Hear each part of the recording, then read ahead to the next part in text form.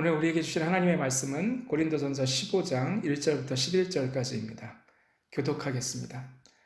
형제들아, 내가 너희에게 전한 복음을 너희에게 알게 하노니 이는 너희가 받은 것이요 또 그 가운데 선 것이라. 너희가 만일 내가 전한 그 말을 굳게 지키고 헛되이 믿지 아니하였으면 그로 말미암아 구원을 받으리라. 내가 받은 것을 먼저 너희에게 전하였노니 이는 성경대로 그리스도께서 우리 죄를 위하여 죽으시고 장사 지낸 바 되셨다가 성경대로 사흘 만에 다시 살아나사 게바에게 보이시고 후에 12제자에게와 그 후에 500의 형제에게 일시에 보이셨나니 그 중에 지금까지 대다수는 살아있고 어떤 사람은 잠들었으며 그 후에 야고보에게 보이셨으며 그 후에 모든 사도에게와 맨 나중에 만삭되지 못하여 난자 같은 내게도 보이셨느니라. 나는 사도 중에 가장 작은 자라. 나는 하나님의 교회를 박해하였으므로 사도라 칭함받기를 감당하지 못할 자니라.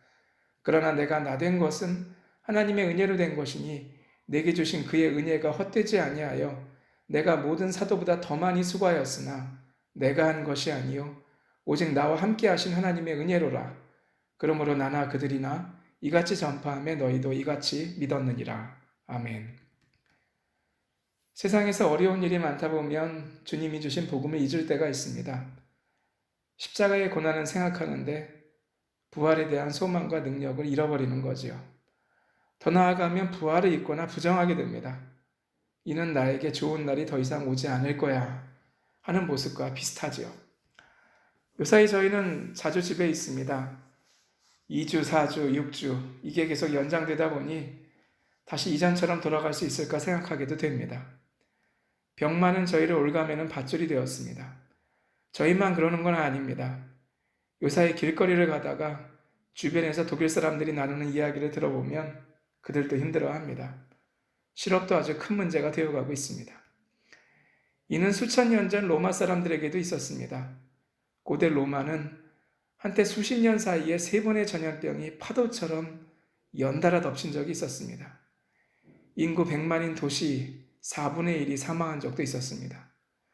도시의 한 지역이 몰살하기도 했고 하루에만 사망자가 5천 명이 넘기도 했습니다. 상황이 그렇게 되면 다 도망갔다가 돌아와서 도시를 재건하기를 반복했습니다. 그러한 상황인데도 계급과 관습의 압박이 심했습니다. 그런데 그 당시 교회는 생각보다 더 조직적이었습니다. 많은 사람들이 가족을 잃고 비통에 빠졌을 때 교회는 그들에게 다가가서 보듬어 안고 새로운 영적인 가족을 만들어주며 재빨리 흡수하고 돌보았습니다. 전염병을 겪은 사람들에게 다들 돌을 던지면서 멀리할 때에 그리스도인들은 오히려 이들에게 죽은 자의 부활을 전파하며 고통을 이기고 다시 살 수 있게 했습니다. 또 다른 전염병이나 고난들이 파도처럼 몰려올 때에 이를 재빨리 알리고 또 함께 살아갈 방법을 강구했습니다. 그래서 다른 종교나 정부가 대안을 제시하지 못할 때, 절망할 때, 어리석은 우상적 습관에 있을 때 그리스도인들은 이와 반대로 교회를 중심으로 민첩하게 대처했고 그로 인해서 그 숫자가 자연스럽게 점점 더 불어났다고 교회 역사가들은 말합니다. 이것이 대표적으로 드러난 케이스가 제1차 유대전쟁이었습니다.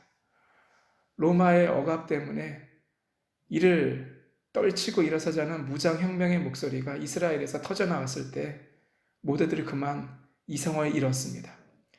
아주 오랜 기간 백성들의 어리석은 행동을 자제시키고 민족을 이끌었던 이 바리새파들 그리고 사막의 은자들이었던 에스네파조차 손에 칼을 들었습니다. 엄청난 수의 해외 유대인들은 이를 듣고 메시아가 온다며 동참하고자 유대로 들어왔습니다. 이에 대해서 칼은 칼로 망한다면서 유일하게 이에 반대했던 사람들이 예루살렘 교회 교인들이었습니다. 마가복음 13장에 대해서 선포하면서 그렇게 하지 말라고 요청했죠. 그러나 유대인들은 그리스도인들을 굉장히 심하게 핍박했고 예루살렘 교회 교인들은 살아남기 위해서 안디옥, 펠라 그리고 이집트로 떠나야만 했습니다. 그 결과는 아시는 대로 아무도 예루살렘에서 살아남지 못했습니다. 피난간 예루살렘 교인들은 흩어진 곳에서 새로운 교회의 핵심이 되었습니다. 우리는 이제 이 전염병 이후를 미리 내다보고 생각해야 할 시점에 와 있습니다. 어려움은 모두에게 있습니다. 저희만 그런 게 아닙니다. 실업, 경제적인 어려움, 이 질병의 책임론, 민족주의 등등이 다가올 걸로 보입니다. 새로운 세계 질서에 대해서도 사람들은 이런저런 이야기를 합니다. 그러나 그리스도인이 잊지 말아야 할 것은 늘 하나입니다. 하나님은 자신을 믿고 따라온 사람들을 기억하시고 보상하십니다. 즉 상급을 내리신다는 말입니다. 그 상급이 부활입니다. 부활을 잊는다는 건 그 하나님의 갚아주심을 잊는다는 뜻이고, 그러면 더 이상 빛도 소금도 교회도 되지 못합니다. 사도 바울이 주님께 받은 복음 가운데 부활을 잊어버리지 말라고 오늘 고린도 교회 교인들에게 말합니다. 부활은 그리스도인들에게 엄청난 힘의 근원입니다. 사도 바울은 이를 깨닫고 알고 부활하신 주님을 만나고 이를 붙잡으려 세상의 모든 걸 포기하기도 했습니다. 이 땅의 그 어떤 것과도 결코 비교할 수 없었기 때문입니다.